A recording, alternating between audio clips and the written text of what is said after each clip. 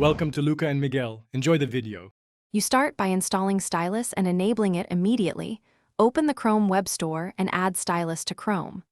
Once added, make sure the extension icon is visible in your toolbar, then pin it for one-click access.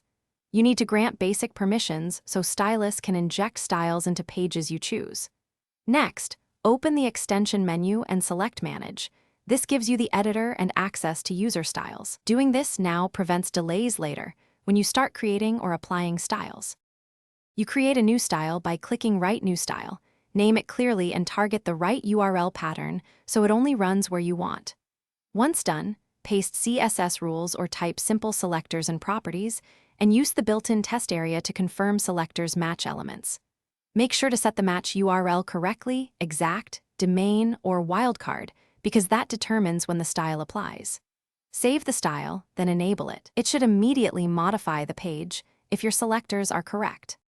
You finish by toggling your new style on and off to confirm the effect, and then fine-tune selectors for specificity and responsiveness.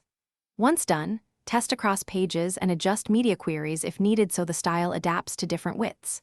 If something looks wrong, make sure to check Chrome DevTools to inspect elements and confirm the CSS is loaded and not overridden. A key troubleshooting tip: disable other extensions or clear the browser cache first, since conflicts in stale assets often cause issues.